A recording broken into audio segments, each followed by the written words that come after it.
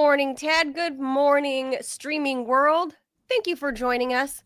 You are tuned in to the Ted Manila Information Show, or TMI for short, where we bring you way too much information. Anything from news, politics, lifestyle, the weather, the taboo, bird watching. Ted, we have to come up with new stuff every day. This is going to be the thing. Like, the random stuff that we talk about that nobody else talks about. Yeah, professional wrestling. Oh, we should totally do unprofessional wrestling. There's a lot of that, actually. Random acts, more of that. Random acts of violence. Everybody talks about that. Sociology. I love sociology. Yeah. Demographics. Actual you and real. I both have a love of demographics. We do love that. A lot of people don't talk enough about that. Graphic design. Yes. Architecture. I love architecture. Yeah. There's the new movie, The Brutalist. I'm curious about it. About a brutalist architect. Meant to be good. You can only see it in New York or LA. Oh, yeah. Interesting. Yeah. Wasn't the Gilgo beach murderer guy, isn't he an architect? I believe, yeah. I don't think he was a high-end one, but he was still. I guess he still is an architect. Yeah. Yeah, he's an architect. So anyway, we talk about anything and everything on this show because really you can never have too much information. If you're looking for a straight-laced, like button-down news program where they don't curse and drop F-bombs, this is not going to be the show for you. But if this is the show for you, I encourage you to lower the volume if you're at work, lest you be unjobbed very soon. So it's all the stuff that you want. That would be bad. We don't want to be responsible for that. What if your boss, if you find out your boss is like, what? You're into the TMI show too? Yeah. Holy crap. You're awesome. I'm giving you a raise. Let's hang out.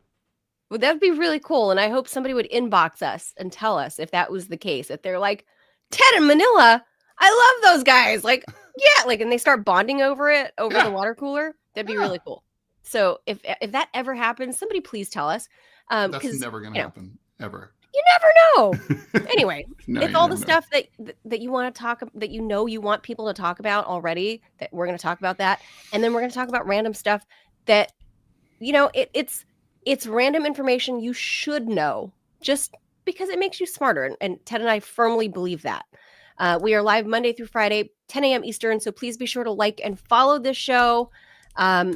If you are watching on YouTube and have not yet hit that subscribe button, please, I implore you, please hit that subscribe button so you can help us reach these milestones on YouTube so we can become monetized and actually start making a living. Because in case you don't know, if you're not familiar, Ted and I were also unjobbed this past fall, thanks to some Joe Biden sanctions on his, the 11th hour in office. He decided to unjob lots and lots of Americans because, why not? That's the Biden legacy, I would say. God, what an asshole. Yeah. Hey, if they can be unhoused, we're unjobbed. And if you're watching on Rumble, the Rumble room keeps it hot.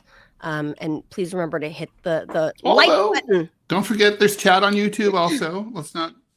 There is the chat, but it's not as spicy as the Rumblers. It's the culture of Rumble. Rumble is a spicy culture. Yeah. And I like that.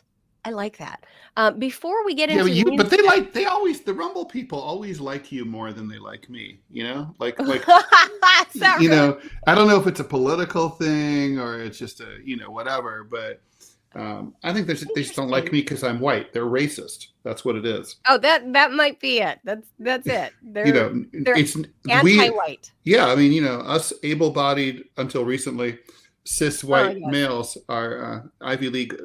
Cis white males are the most discriminated against people. Our lives are the hardest. And look, before we get into anything, Ted, including white racism or anti-whiteness on Rumble. Mm-hmm. The people probably know, right? The Mid-Atlantic got dumped on in the last 48 hours. We have about a foot of snow on the ground right now, and look at me bundled up in my house with this, right? Is it cold, or are you just like? Is that just like for show? No, you don't have heat, man. You don't have heat in that house. house is like 72 degrees. And I'm like, but I'm a Californian. I'm still cold. God, if it's 72 degrees, I'd be like literally sweating like a pig. If it's over if it in the summer, I want it like down to like 65. I'm like, no. Anything over 65, I'm sweaty and gross. In the summer, I leave the AC up to like 75. That's like comfortable for me. In the winter, only personal question, you don't have to answer it, but do you have like some like endocrine kind of issues, like, you know, because sometimes people have autoimmune. Oh, is that what it is? That might be why you're cold. Yeah, I'm always cold. I have a hard time. Yeah, there's this side kind of tangentially related condition called Raynaud's disease or disorder, where people with autoimmune issues have a hard time regulating body temperature. Oh, I thought Raynaud's syndrome was where you had an urge to buy cheap French cars. Well, there's that too. I wish those were available here. It'd be really great.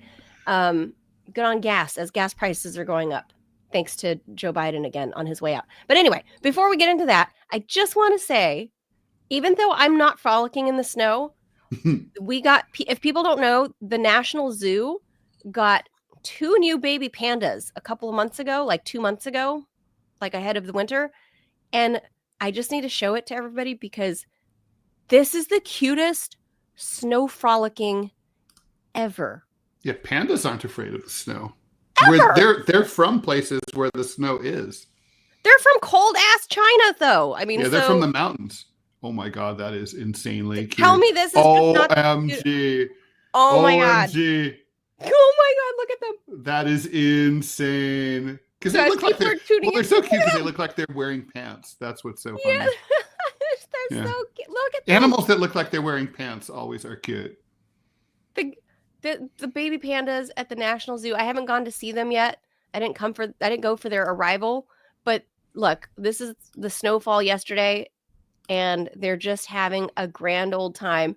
And that is the cutest thing ever. So if people are tuning in, see, we talk about whatever. Even pandas, which for a long time people said are not bears. And now they're like, yeah, they were like, oh, there's something else. But like now it's like, yeah, they're bears. Well, what are they going to say? They're fucking marsupials? Like, well, you know, it's kind of like how spiders are not insects, right? So, you know, it's kind of I see. Like it was arachnids are not, okay. Yeah, arachnids are not insects. And daddy long legs are not arachnids. Oh my God. No, they're still bugs. Well, that's true. They're still bugs. And I don't care how many times my teachers growing up are going to tell me that tomatoes are a fruit. No, fuck that. They're in the vegetable aisle. Yeah, I don't know why. Tomatoes I don't really understand what makes the difference between a vegetable and a fruit. They said the fruit, that fruit have seeds inside. Oh, is that what it is? That's what they say. The most basic way to figure it out is that. So a pineapple is a fruit because it's got those little seeds inside. On the inside? Yeah, it's got this. Pineapple has seeds. Yeah. Yeah. I guess. Oh, yeah, you're right. The little brown. Okay, yeah, you're right. Yeah, they're not like a big deal or anything. So an avocado would be like the mother of all fruits because it's got it's got that big ass thing and the seed in the middle. A fruit. Yeah. See, a lot of people didn't know that. I love that seed, by the way. That's an awesome avocado nut. I mean, it's like it's actually beautiful. It's like a carved piece of wood. Oh, I see what you're saying. I mean, it's a gorgeous seed. It's not like a ratty peach, like a peach or a peach seed is disgusting. Yeah, well, Ted's an artist. Not to mention they're a little bit poisonous too. They have laetrile in them. Yeah, they're kind of like bad for you. I have no idea. But see, this is the perfect example of what the show is. Too much information. Yeah. Easiest way to figure it out if it's a fruit or a vegetable is 99.9% of the time a fruit is going to be the thing that has seeds inside. Wait, there are exceptions? There are a few exceptions. I forget what they say. It's going to be something like the lychee or something. You know? Right. It's something weird but typically if you go to your average American or UK, like a Spinneys or something, if it's in the... Wait, what's a Spinneys? A Spinneys is a grocery store chain. Never heard of it. Is it like a major, like a normal grocery store, or is it like a convenience store? Yeah, it's like Spinneys and Tesco are like a big thing. Tesco, never heard of it. You don't know Tesco? Nope. Ted, you've traveled all around the world. I have. That's true. But no Tesco. No, I know about what I know about like Winn-Dixie and the Piggly Wiggly down south. But that's out here. Yeah. Oh, really? That's a southern thing, right? I thought. Yeah, southern. I grew up with boring stuff like Kroger's and A&P. Me too. I'm from California. And the IPA. Yeah, all British people out there, if you're watching, you guys know Spinneys and Tesco. It's a thing. All right. It's a thing. But anyway, speaking of British, King Cullen, which is the oldest grocery store supposedly in the country. King Cullen, worship, bow to the king. It's a supermarket. We had a King Cole where I grew up, but then it went out of business in the 80s. The king was deposed in a brutal revolution. The king, Ralph's, which is owned by Kroger now, took over. Yeah, Ralph's I always think of as being super Californian. Yes, we have that. Yeah, and I also that unfortunate name.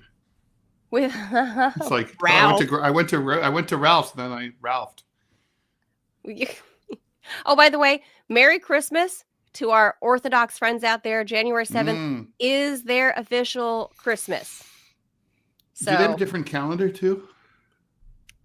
I don't know. I think they use the Gregorian calendar. Okay, their that's good. Christmas, but their Christmas day is different for reasons unbeknownst to me.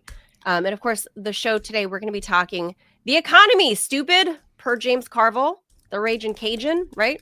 I think he nailed that one. It's always the economy. And anybody running for office, national office, that misses that point, right? That James Carville said.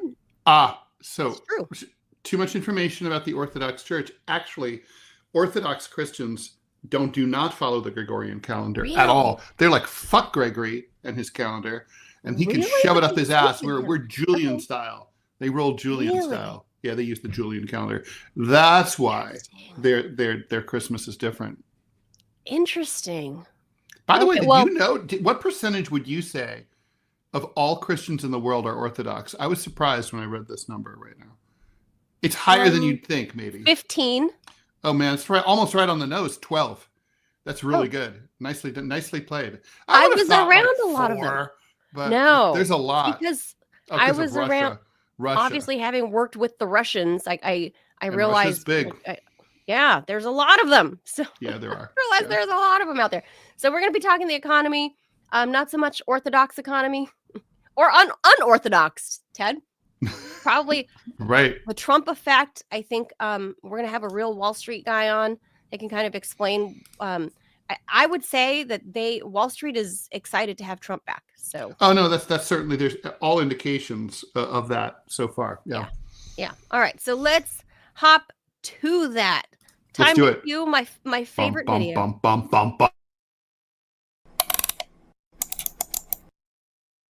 There it is. Okay. Canadian Prime Minister Justin Trudeau is toast. He announced his plans to resign after his own party called for him to step down. After weeks of speculation, Trudeau says he will no longer be in charge of the Liberal Party, but he's going to stay in office until a successor is found. Trudeau has been Prime Minister of Canada for nearly 10 years. He won office at just the age of 43, but he's very, very unpopular because Canadians blame him for inflation, high cost of living, and also there's been a bunch of crises and missteps that only Canadians who follow Canadian politics know about. But anyway, even his political allies are not happy with him. Trudeau defended himself, of course, particularly his social and economic policies. He says he's worked to help the middle class and try to help the poor. He also cited internal battles, as he called them, as the reason for his resignation, saying that Parliament's been paralyzed for months while the political rhetoric has heated up. It's time for a reset, he said. It's time for the temperature to come down. In a move that gives Liberals more time to settle on a new candidate to run the party and possibly to be the new PM, Trudeau said that Governor General Mary Simon granted his request to prorogue Parliament. That means it's out of session until March 24th. So just say it's not in session. But no, it's prorogued.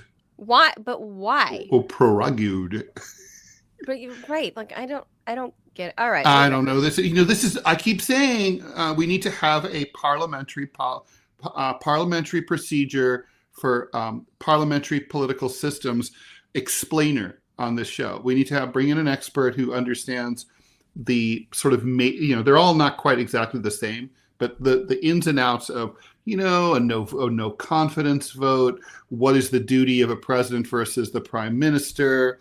All those how the alliances all work within the different political parties. I mean, our system just doesn't have this, so we need to explain it.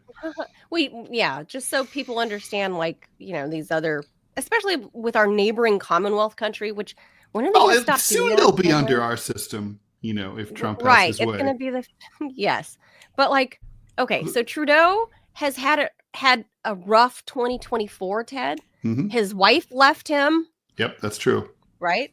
His wife left him. Well, that might have been a blessing for him. We don't know. From the gossip pages I read about politics, political people, it seemed like it wasn't his choice.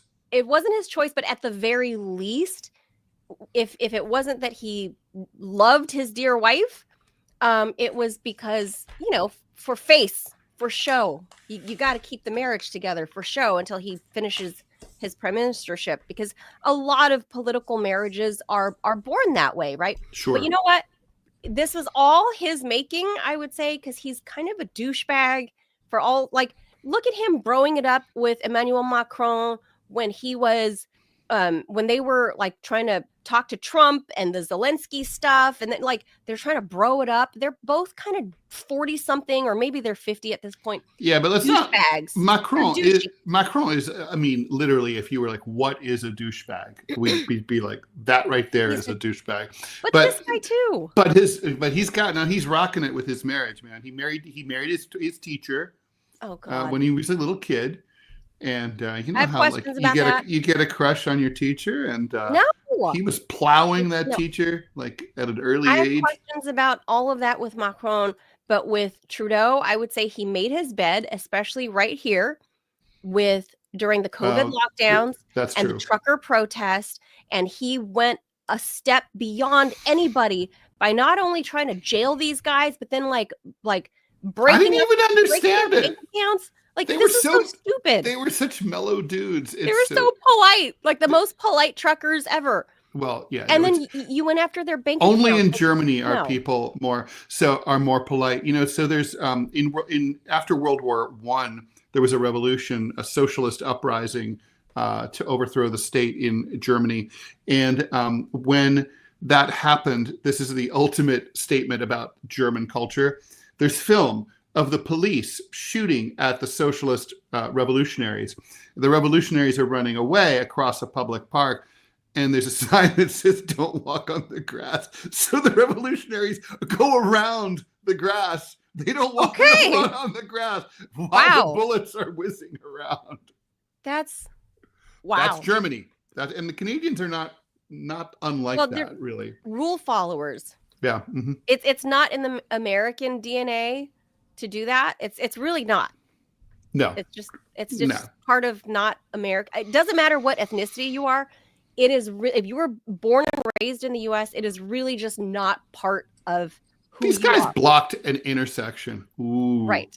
All right. Well, they were honking their horns in Ottawa, and he didn't like that, and so not probably the most excitement Ottawa has ever seen.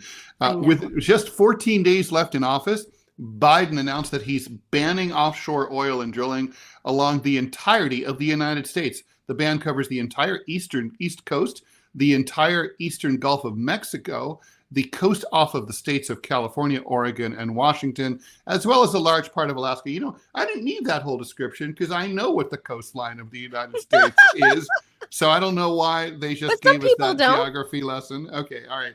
Anyway, the ban prevents companies from leasing new drilling along 625 million acres, which Ron Neal, who's the chairman of the Independent Petroleum Association of American Offshore Committee, let's guess how he feels about this. He said that it would limit the industry's exploration of new projects and hurt its ability to survive in the long term. To be fair, Ted, immediately overnight, gas prices, I don't know if you've looked, gas prices have jumped. I saw that. Yeah. Trump also won the election. He promised to make gas prices go down by reversing Biden's environmental protection policies, drill baby drill, increasing drilling, eliminating regulations, and supercharging America's fossil fuel industry, but probably not so fast. Biden passed the new protections without any expiration date. He has the authority to withdraw areas from drilling under a law called the Outer Continental Shelf Lands Act of 1953. Back in 2017, Trump tried to reverse that, waters that had been protected under Obama, but the court said that the act is irreversible by succeeding presidents. Still, Trump could go to Congress, which of course Republicans control, to reverse that. Trump also could go to court. It would probably go to the U.S. Supreme Court, which hasn't shied away from overturning environmental protections in recent years. So I suspect this probably will not last. Full disclosure, I'm totally in favor of this limitation. I wish it had happened a long time ago. I mean, you know, we only have to think back about the BP oil spill and any number of other environmental catastrophes that have come from offshore drilling. I don't think offshore drilling should be legal in the United States at all. We have other options. We should do more nuclear, more solar, more. I mean, I think hydropower is going to be problematic because of droughts. The use of petroleum products are everywhere in everything. So True. It's not just going in your car. So that's fixing one avenue. Drill it like, in Texas. Yeah, we're going. Get it out of the ground. Sure, you can drill. I agree. We have a lot of that, but Biden has also blocked those as well. So that's why gas prices have not been as cheap over the past 4 years. I mean, add inflation or whatever, but gas prices, especially here, like in the DMV metro, they are substantially higher than they were during the Trump administration. Yeah, well, we were still paying for gas in the twos. The number starts with a 2. Look, I'm a socialist, so under my 5-year plan, this would not be the case. But since we are stuck with capitalism under free markets, seems to me like our country's not going to get serious about alternative energy until gas prices become sky high. Once you see like $15 a gallon gas, there's going to be all sorts of opportunities for businesses to really develop green energy, and they're not even going to need money from the government. They're just going to do it to make money. I won't fight this topic for too long, but I will just say I'm not as much pro fake green energy as I thought I was growing up in California with like hippy dippy teachers who I love, and I'm glad that I learned those things. But to learn that the green energy sector is mostly a lot of hogwash. That's true. It's kind of disheartening. So for the sake of the economy, and until we fix other areas of our economy, I'm gonna now lean towards the drill baby drill crowd, because unless you're bringing down our grocery prices, our commuter prices, whatever that may be, however you commute, anywhere you commute to, unless you bring down healthcare, food, all that stuff, drill baby drill, because this is an added tax to the average American that has to get to work. And the fact that we're like selling all of our oil products elsewhere instead, and then buying the other product from Saudi or whoever, I think that says a lot about what where our priorities are, and not in fixing the U.S. And I'm not saying that Trump is going to do that either. I'm just pointing out that this is why I've left the green energy camp, and I think it's a lot of hooey. All right. We must leave that story. The U.S. military has sent 11 Yemeni prisoners who were being held at Guantanamo Bay concentration camp to Oman, according to the Pentagon. That leaves Oman's lovely. I love Oman. I've been to Oman, leaving just 15 men in the prison. In a bold push at the end of the Biden administration, the prison population there is now smaller than at any time in its over 20-year history. None of the released people had ever been charged with any crime during their 2 decades of detention. Wow. Now, all but 6 have been charged with or convicted of war crimes. There were 40 when Biden took over and resurrected an Obama effort to try to close it. The 11 who have been released include Mawaf al-Alwi, He's a former long-term hunger striker who gained attention in the art world for building model boats from objects found at Guantanamo. I missed that story. Abdul Salam al-Hela, whose testimony was sought by defense attorneys in the USS Cole case, and Hassan bin Attash, the younger brother of a defendant in the 9/11 conspiracy case. U.S. officials didn't say what we gave Oman and what guarantees it received in exchange. By law, however, the U.S. military cannot send Gitmo prisoners to Yemen because Yemen is in a brutal civil war, partly because the United States is financing one side of that brutal civil war, and it is considered too unstable to monitor and rehabilitate the returnees. I love that we have to rehabilitate them. These guys are literally innocent under American law. They were never charged with anything. They were much less convicted. Rehabilitated from our torture. Right. And like not letting them see their families or, it's like they've been treated absolutely atrociously. That's more like it. Why is that thing still open for 15 people? I mean, it's Obama said he was going to shut it down. Well, yeah. And it was very lame because the reason that he didn't shut it down was that, well, first of all, like a lot of Obama stuff, he didn't try very hard.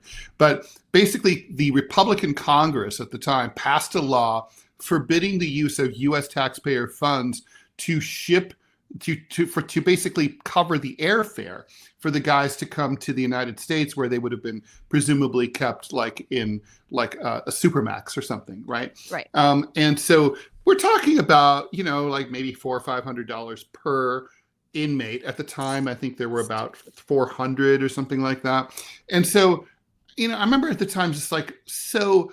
Shake the mattress cushions, Barry. I mean, he could pay it himself. He literally could have used it, just like paid a few $100,000 out. He could have used his points from, or his book, one of his book, the book royalties. Give a speech, use the money from that one speech to like pay for this, or do a GoFundMe or something. Anyway, they could have done it. I will say this guy at the bottom down here, right here, he's guilty.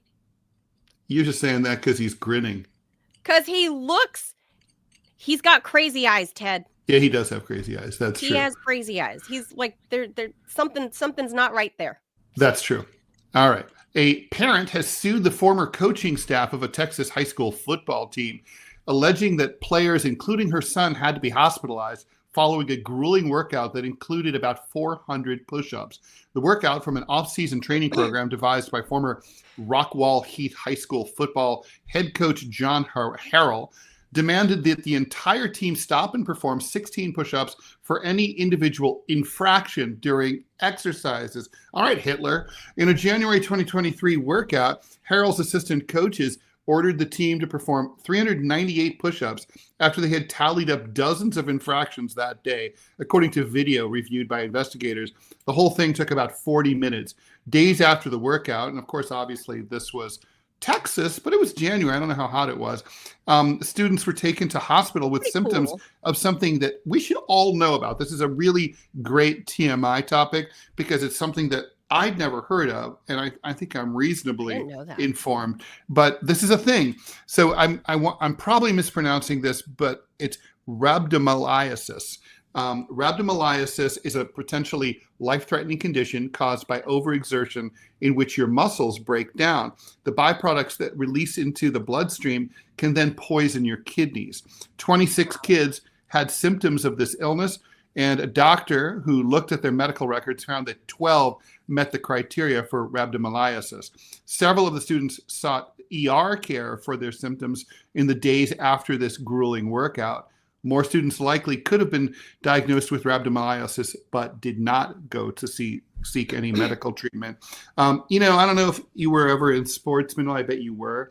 But my first day of high school training for soccer, I'd been in soccer. I was in wrestling, soccer, and track in junior high school. But in high school, I wanted to join baseball, and the baseball coach was a maniac, and he had us hop on one foot all the way across the 100-yard football field and back, and then switch to the other foot and do it, and which would have been grueling enough, except for the fact that the ground was like completely like riddled with mole holes and tunnels.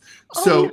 so like you're basically falling and tripping on your face like repeatedly. It was August. It was an Ohio summer, which can be very humid and hot. And it was just absolutely brutal. And I remember coming home and telling my mom, I am not fucking doing, baseball. That guy's a madman. And she was like, started giving me the whole speech, like, you can't be a quitter, and all that. And I was like, Mom, have I ever quit anything before, ever? She's like, no. I'm like, well, he's a madman. So I wish these kids had quit. I mean, this is like you can or die. said something sooner. Well, okay, so the argument from the coach was supposedly he didn't know, but that is not, as you know, Ted, is not a good argument in a court of law. Ignorance is no excuse. That you cannot. But at any rate, I'm curious to know why none of the kids, see something, say something. They didn't do that, right? That I believe excessive. That. That. I mean, Texas. I mean, I know this. Big thing in Texas. High school football in Texas is massive. It's a religion. It's a privilege for you to be on the team. The coach is your Führer. You do what he says, no matter what. But with the amount of money that is dumped into Texas high school football, they do have physical trainers there on the field with these kids, even at practice and stuff, because they need these kids to be healthy. I'm surprised that the PT didn't say anything. So, there's that. But this I had no idea. I had no idea that you can literally damage your kidneys from overexertion. You have a son. Make sure you're on top of that. He's not allowed to play football. Well, that's true, because it fucks injury. Up your head. Yeah, no, I mean, for sure. Brain injury. Yeah. But also rhabdomyolysis, this is something that's useful to know.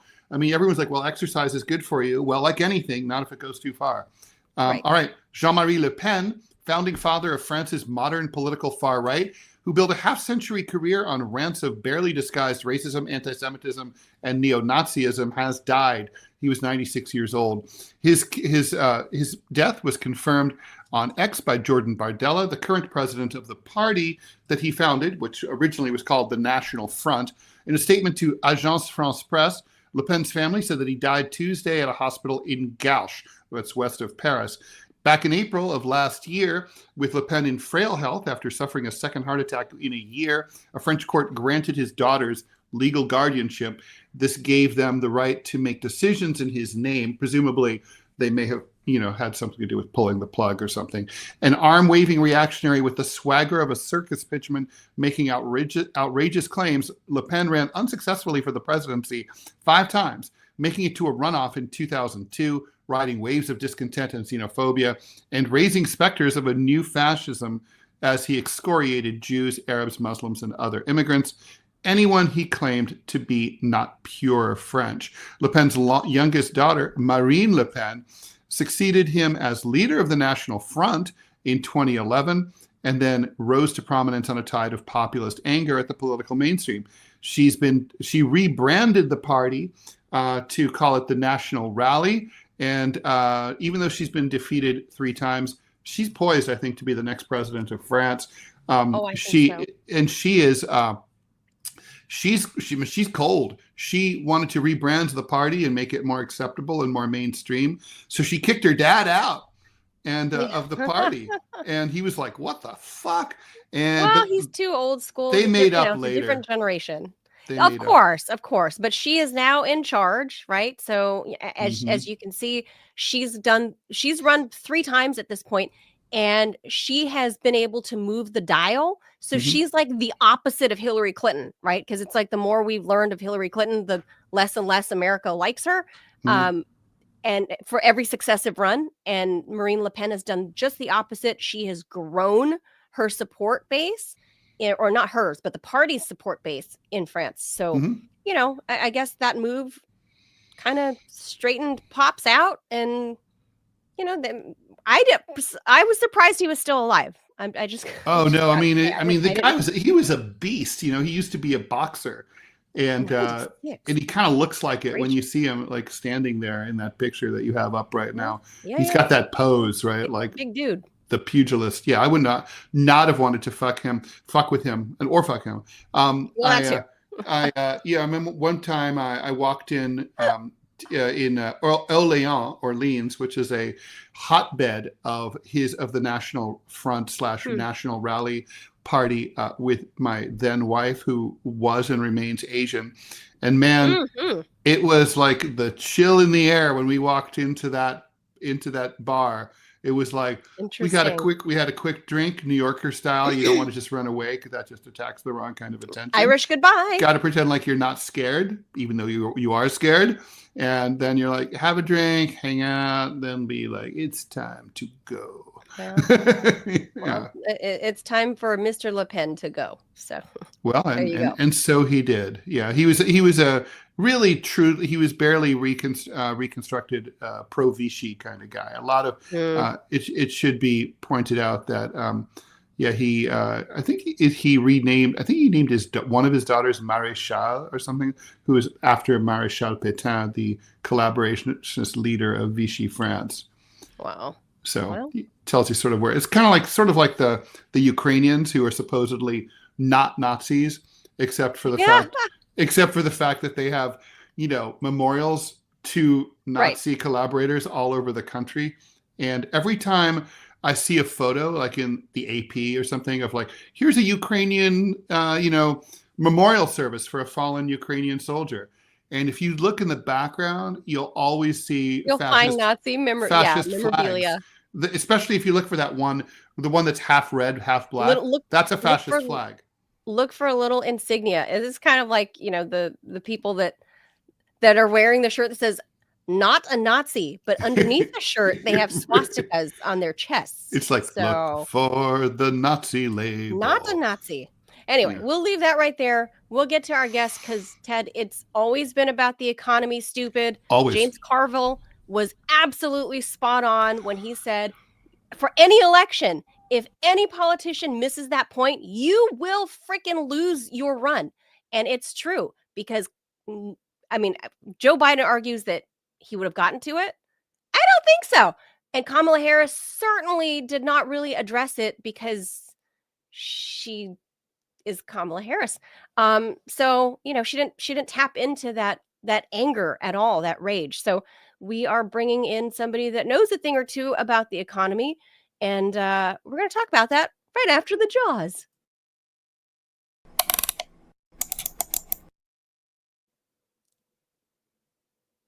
Ted, you're on mute.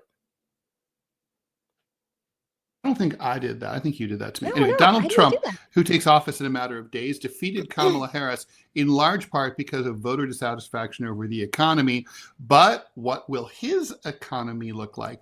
In many ways, this is a tale of two economies. The stock market, the tech sector, and the wealthy are doing better than ever. The working class and manufacturing are struggling. These are, to be fair, long-term trends that have taken place under both Democratic and Republican administrations. Can Trump reconcile his populist and billionaire bases? Can he keep inflation under control? Might he consider expanding the social safety net, especially for healthcare, or increase the minimum wage? What will he do as AI continues to kill off American jobs? Joining us to talk about all this is Aquiles Larrea. He's the CEO and founder of Larrea Wealth Management here in beautiful New York City. He's also the author of the book, Your Money and You, the ultimate guide for Latino entrepreneurs. But I bet you don't have to be Latino to appreciate it. Yes, Thanks. You probably don't have to be Latino to read it, right? Definitely not. Thank you so much for joining us. Thank you for having me. Happy New Year, guys. Happy New Year. Okay, real quick, Aquiles, can you explain? So we're looking at the book cover right here, Your Money and You, the ultimate wealth guide for Latino entrepreneurs and executives. Create your empanada of success. What is an empanada of success?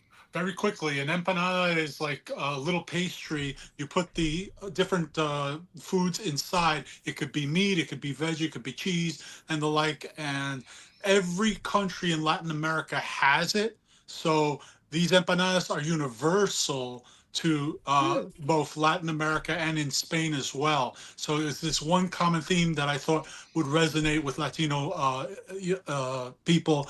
And at the same time, guys, this is my first book. The new book is out now, and I'll get that information to you guys. And that's called Wise Up With Your Money. And it's geared towards the Anglo, it's geared more towards the population in general Awesome. in the United States. Very good. Very good. Thank you for explaining. I was just curious. I was like, what is the empanada? So it's like layers of stuff before you stuff the inside. Yeah, and then you deep fry it, and it's delicious. I've had them. They're very good. I've had empanadas. I just had to know like what an empanada of success looked like and what that meant. So I guess for all those in the Latino community, they grew up with it, so they understand the analogy, I suppose. I think so. Hopefully.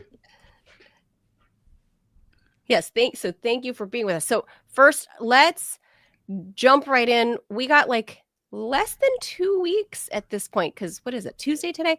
Less than 2 weeks before Donald Trump is inaugurated. Aquiles, so we know that the stock market, Wall Streeters like yourself, Wall Street has responded well since the elections. Why is Wall Street excited for a Trump return?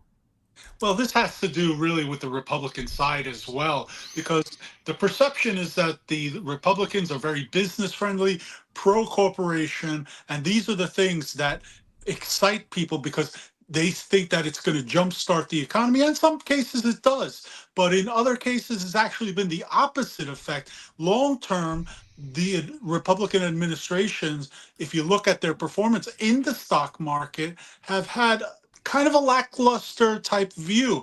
And the Democrats haven't been all that that better as far as the performance in the stock market. But it's an exciting time from the sense that, hey, we got a new administration coming in.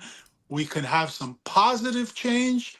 And at the same time, business owners, especially small business owners like myself, are looking at this as, hey, we have some opportunities we may have not seen before. Business is growing, and we're going to see going forward for the next 4 years an environment where you perceive that an administration is going to help you rather than harm you.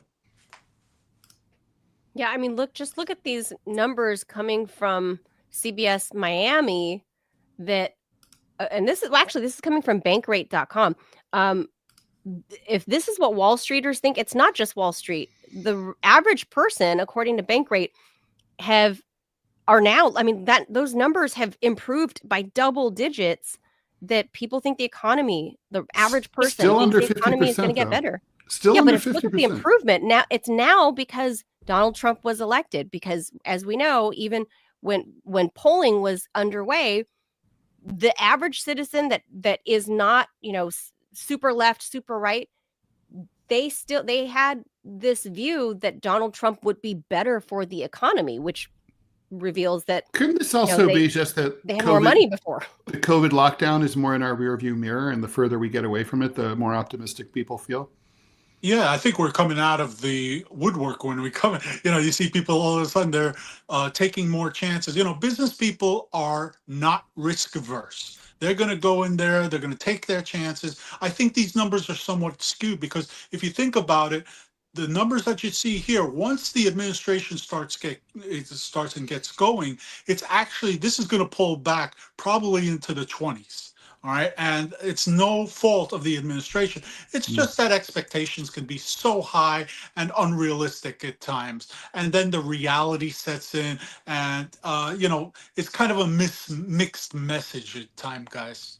And there's been some serious promises coming from Trump. I mean, Trump's like, only I can fix it. He says that, overnight gas prices are going to drop. He's going to impose these tariffs. He's going to do these mass deportations that are somehow going to make it easier for everyone to find affordable housing and a great high-paid job. Obviously, when you set up expectations like that, it's unlikely that you're going to achieve them, or at least in very quickly, if ever. And so you're going to disappoint people for sure. How do you What do you think the new administration's economic orientation is going to be? Is it going to be, Doge oriented? Basically tax cuts for billionaires, tax cuts for corporations. Slashing the austerity, slashing the social safety net. Is there going to be Trump wasn't very big on, he wasn't a deficit hawk last time. Will he be this time? $39 trillion. Hard to keep track. No, I think exactly what you're saying. When it comes to this administration, they have already made it clear that they're going to take care of their own, that the millionaires are going to be taken care of. There are going to be big tax cuts because they are still believing, even though I don't believe in the trickle down economy set, and I'm not a does big not believer. work. It's a bunch of bull. Pardon my French. It is. But what I see on the positive side is that there are a lot more small business entrepreneurs getting into the fray versus the COVID economy.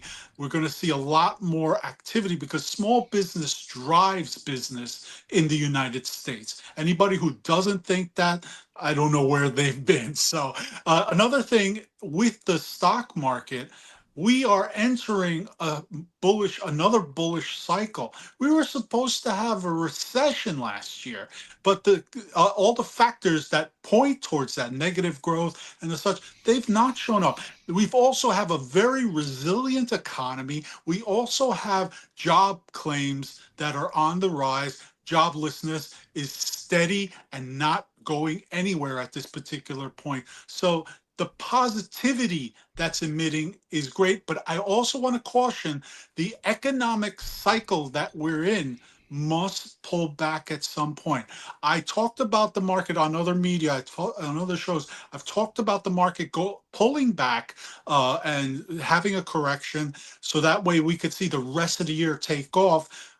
Well, I'm sticking to that. We've seen somewhat of a correction happen, and we are going to see a massive move to the upside once the administration is in place and things start to settle in.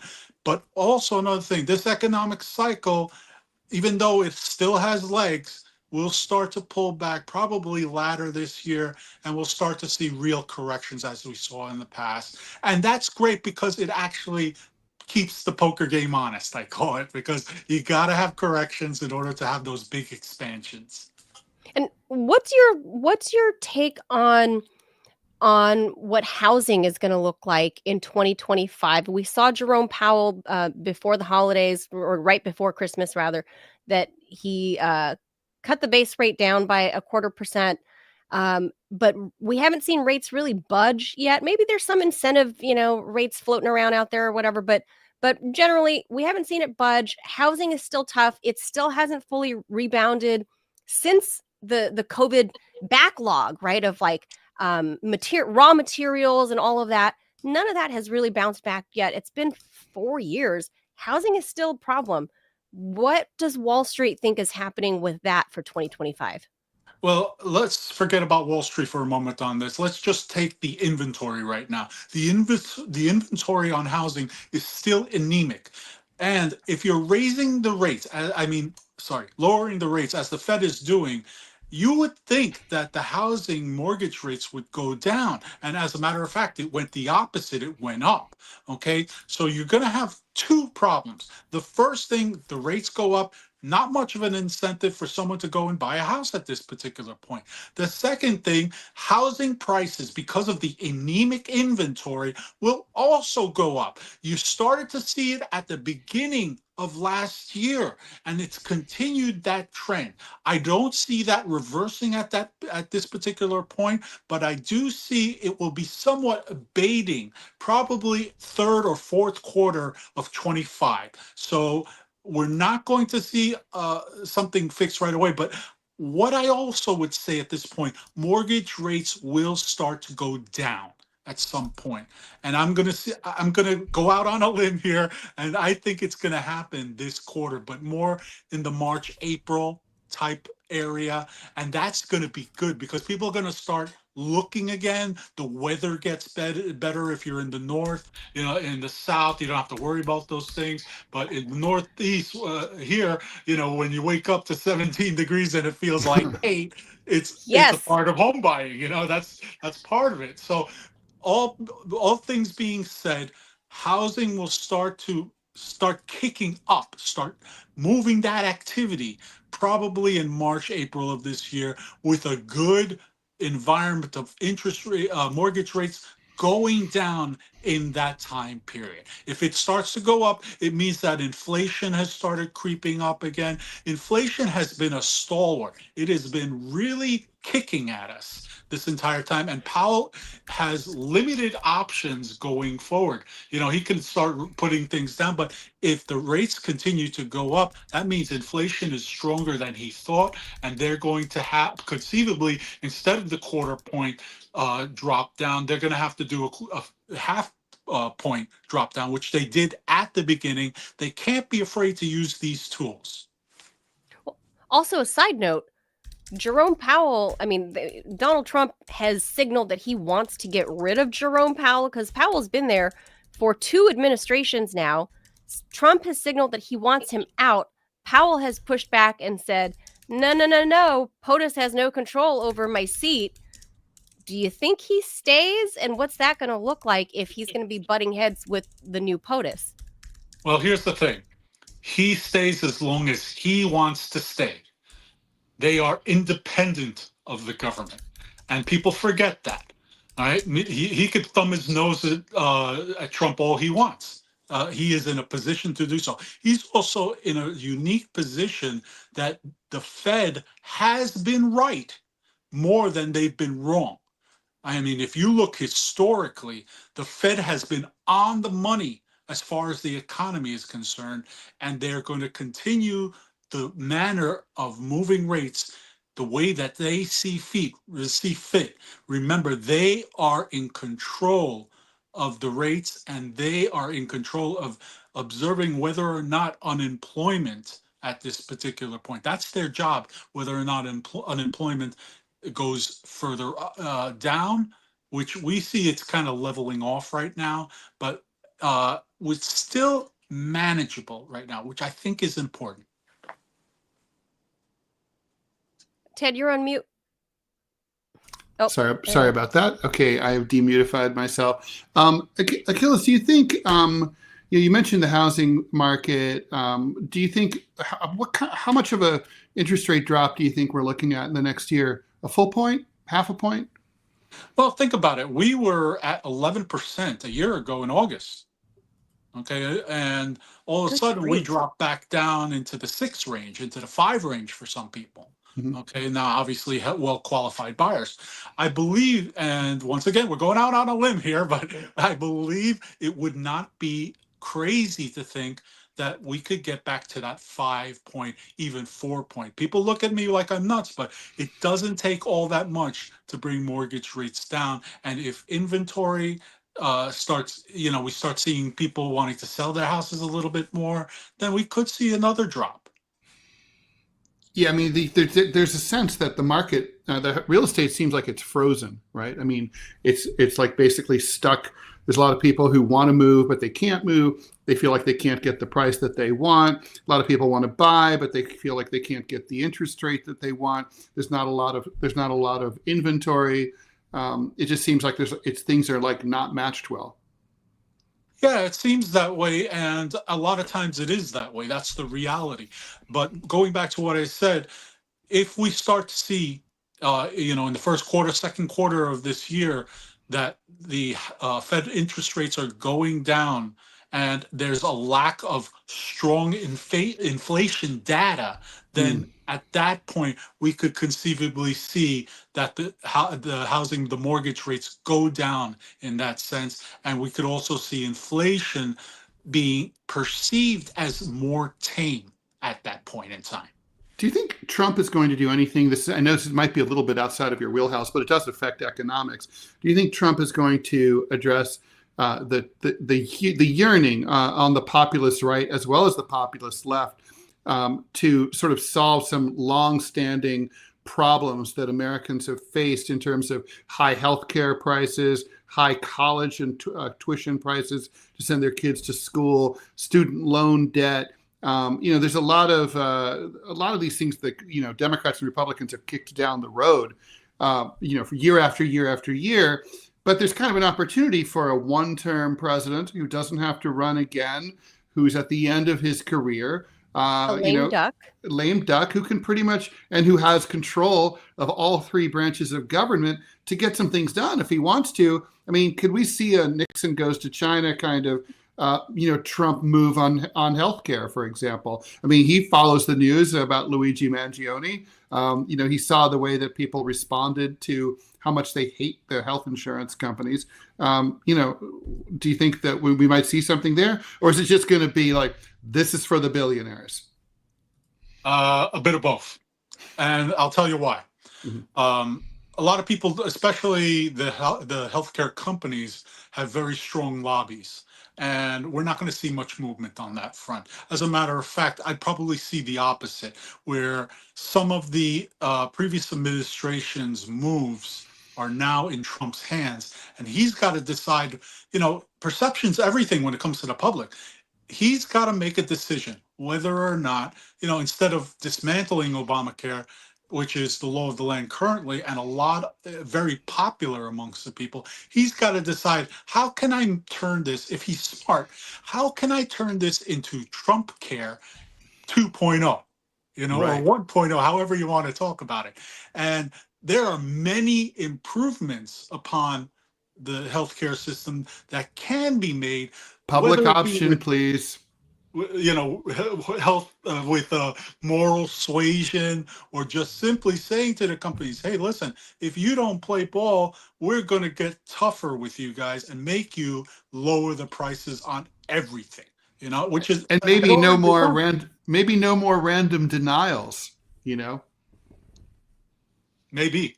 we're not sure at this point. But I do think another thing that I would say regarding, you're going to see these tax cuts, right? You're going to see these tariffs occur. Wouldn't it be wonderful? This is just in an ideal world. Would it not be wonderful if we could pay for our taxes using the tariff system? All right. That's a far-reaching goal, guys. All right. Yeah, we used to do it. But you know what? That was a long time ago. The economy was very different then. Exactly. I mean, in the 19th century. I mean, we only get about less than 2% of federal revenues come in from tariffs now. Over 55% comes in from income taxes. That's not even including other forms of taxes, corporate taxes. This is just personal individual taxes is over 50% of the federal budget. One of the things that Trump has been harping about is in his first term, he threw out old NAFTA and created, I forget the acronym that he uses for his new version of NAFTA, but now he wants to be out with that entirely, and now he wants to tariff Canada and Mexico. Now, here is the monkey wrench in the whole scheme. Is Justin Trudeau yesterday announced he's stepping down. So in a matter of, it could be weeks, maybe a couple months, somewhere in the first quarter. It has to be by mid-March. Yeah. So in the first quarter, he'll be stepping down. It seems like, and I'm no expert in Canadian politics, but it seems like a conservative parliament will be ushered in and a conservative prime minister will be ushered in. Do you think Trump will change his tune on this tariff thing? Or do you think they'll kind of work in tandem together and then they'll have to deal with Claudia Sheinbaum down in Mexico? Yeah, I think that at this particular point, you kind of do damned if you do, damned if you don't at this point. You got to wait to see what the conservatives have to offer and if the Canadians are biting at this point. And the liberals are going to be saying to themselves, well, how can we position going forward now that Trudeau is out? But I think going back to what you said, when it comes to these situations, it's very fluid. You don't have one way or the other that is the most positive things. But I think that President Trump, in a few days, President Trump will be going into the direction of the tariffs. He'll keep talking about it, but I think it will be a softer stance. I think he will blow hard, but the stance itself As will he be does. It's a bluff. it will be more delicate than we're thinking So you're not because saying no full-fledged trade war with China? yeah, I think honestly he wants to see more trade with the United States. The tariffs are, well, we're going to bring everything back to America. Yeah, that would have worked maybe 40 years ago. But right now, that's not going to work. It's still too expensive to make the goods here. He Right. actually would be in his best interest to go to Mexico because versus China, Mexico now has the best environment for workers, the cheapest labor and the like, and would do better to do there. Canada is still a very strong import-export partner, which I see being important. You don't want to change that up all that much. And hopefully we can come to some sort of agreement. I think right now there's a lot of, like we said, blowhard grandstanding taking place. Yeah, a lot of people don't realize this, but Mexico is now, as of 2024, now the third largest producer of automobiles. Granted, the manufacturing companies are American or from elsewhere, but they're also now in the top 5 import-export car market.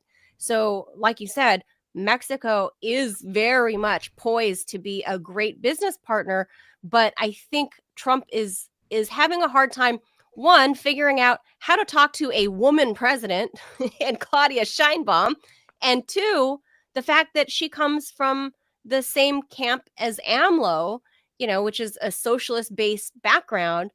He's not going to know how to deal with that and how to, leverage that to the best of for the U.S.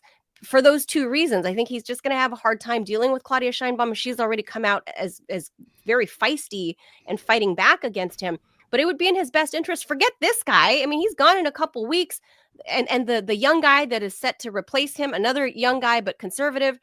Like, forget that guy. Mexico looks like the way to go. To your point, I'm with you on that. Like, I think that's the smart way to go.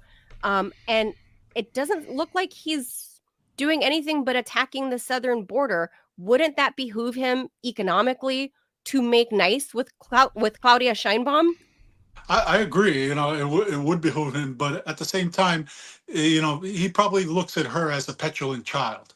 In his eyes. Think about it. If you're dealing with people who are at the highest levels, when we're talking about Claudia, we're talking about more of the AMLO policy, but we are talking about a person who will take a stand and really give you a hard time if you let her. And so talk about the southern border all you want, but why not make a deal with her, which they're currently talking about, and they're talking about more now. Make a deal with Mexico so that way it doesn't impede on all the goods and services that we're doing with Mexico at this point. Let's be smart, let's be strategic, and let's move forward, I would say. Yeah, I think Latin America has a lot to offer. All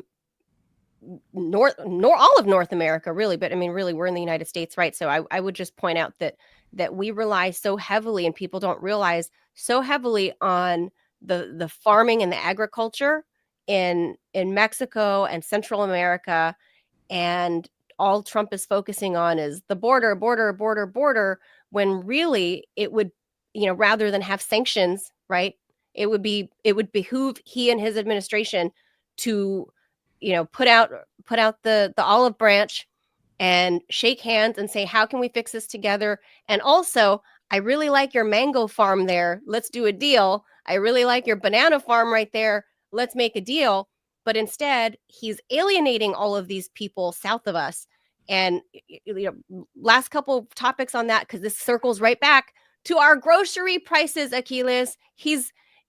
How is any of this, what he's talking about, gonna help, suburban moms like me that have to do the grocery shopping and feed a family on a budget?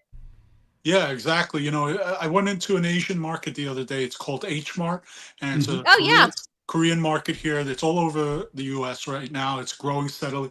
The price varied just in 2 weeks, the price varied on 25-pound bag of rice. It varied from $20 to $29. All right. Wow. How are you going to explain to the population that you are looking out, fanfare for the common man, as they call it, but you're looking out for them when prices are continuing to burgeon up? Corporations have record profits, and I see no end in sight to that, because once it's like taxes, once it's there, it's not going anywhere. So I see the prices starting to creep back up. We start, about in August of 24, I told the same story on another network. I said, you were at roughly about $19 for the same pound of 25 pound of rice. Now you have to ask yourself what it's going to look like from a year from now. Mm-hmm. And I think we're going back up. I think it's going to steady around $26, $25 a bag. So that's the thing. As rice and you start to see it go up, everything else follows suit. So mark my words, we're going to see this go up. It's going to be worse before it gets better. I don't, as a one-term president, I don't see it changing all that much, except if there's an inflation drop. And even then, it's like gas, right? You see the prices spike up real quick and all that stuff. And then all of a sudden, gas went down. And it went down 20 cents, when in the meantime, it spiked up 80 cents. Right. Yeah, right. Also, with food long term, don't we also have major, climate change related problems with the food supply, right? There's more pests that are affecting bird crops. flu, all that stuff. Yeah, that's true, right? And then there's also just shipping is more complicated. But that's why we're going to get the Panama Canal back, Ted. Oh, I'm sure that's part of what's on his mind about that, right? Try to open up the Northwest Passage to get Greenland and all that kind of stuff. Yes, obviously. But no, I think food's a long-term problem. It's not just a 2025 issue. Yeah, I think we need to be more strategic with our food stuff. What I mean by that is just simply wherever we're getting our food, we need to get better pricing. We need to get, if it's available, people forget a lot of fruits were only meant to be one season. And now, it's all year round and people have that expectation. Yeah. That's not great from the agricultural point of view. I think the way you have to treat this is, hey, we don't have that now, but let's try more avocados. Let's try more mangoes, as you said. So let's try all the different type of fruits out there, which would create a more uniform inventory here in the United States. Yeah, you can still have that, but why do we have to have it? So it's just an opinion. Mm-hmm. No, I agree. And not to mention what that does to the greenhouse gas effect of, bringing in fruits that are out of season in the US. You're going down south to get it's a whole thing. Right. And like you said, it's setting up expectations because we have, us in the first world have become extremely spoiled.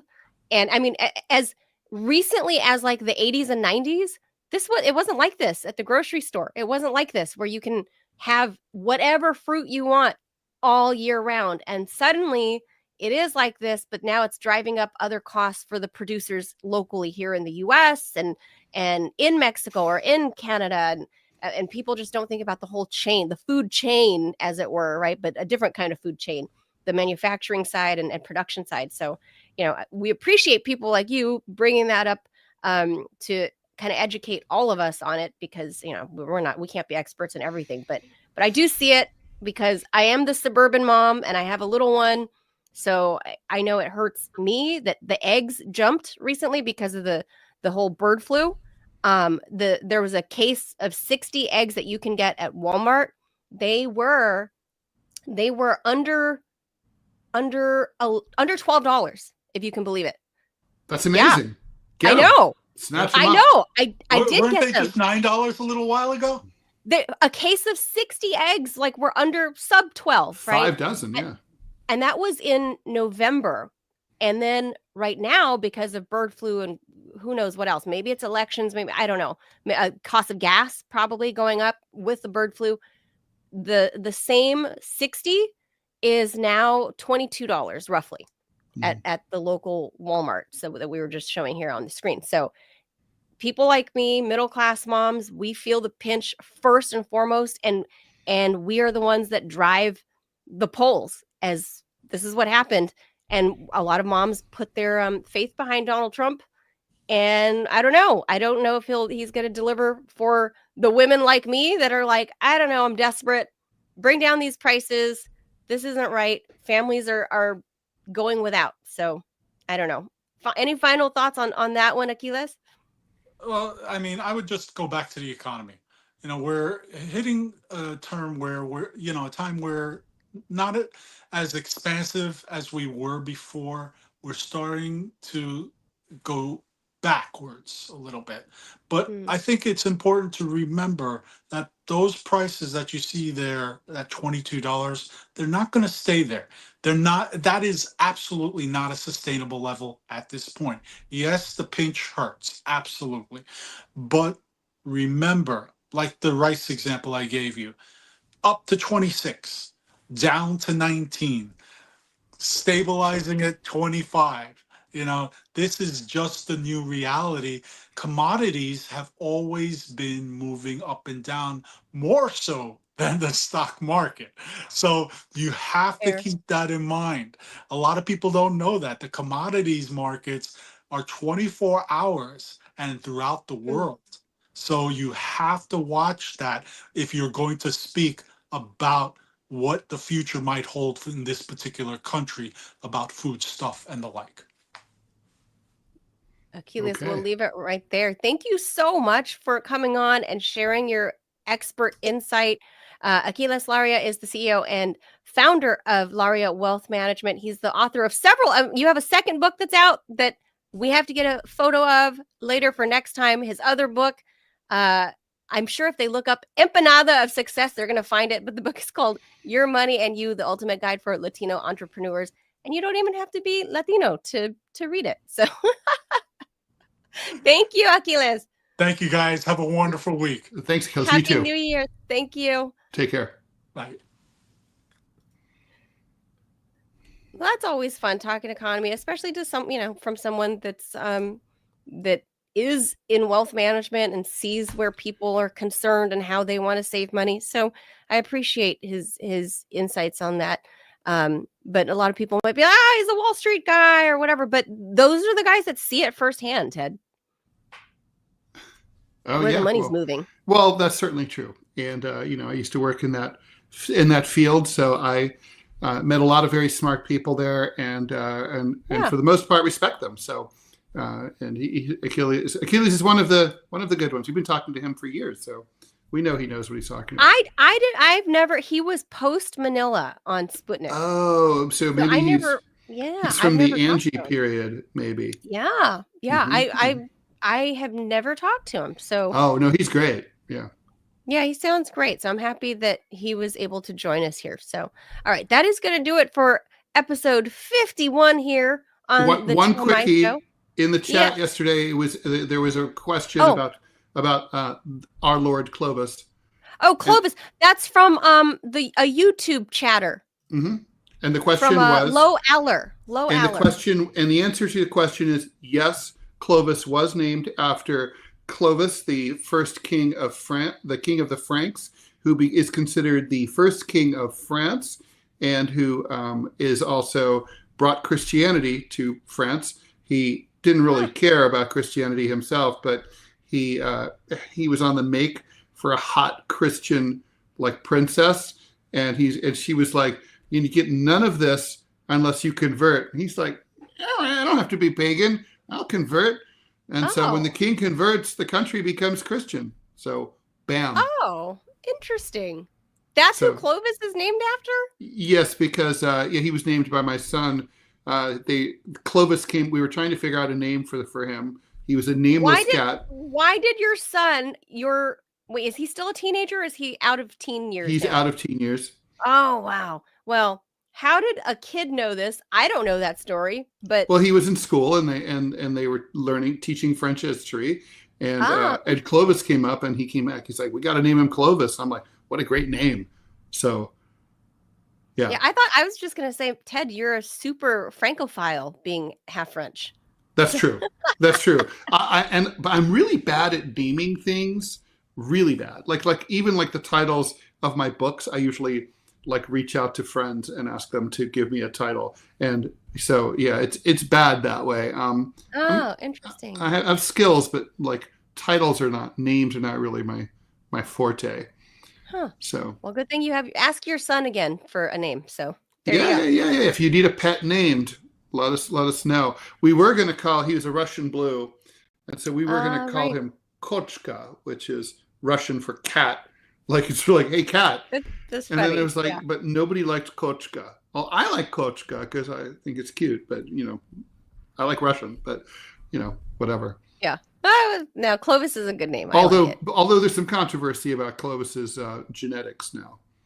Oh no! Because I put his photo in his photos on my phone, and AI came back and said chartreuse cat, and I'm like, what's a chartreuse cat? So I look it up, and like it says, and there's a cat that they look like chartreuse and Russian blues kind of look very similar. They're both gray cats, but if you look at everything about them, it's kind of like Clovis could be either one. He's like half of one, half of the other. He could be maybe a half chartreuse, half Russian blue. It's very strange.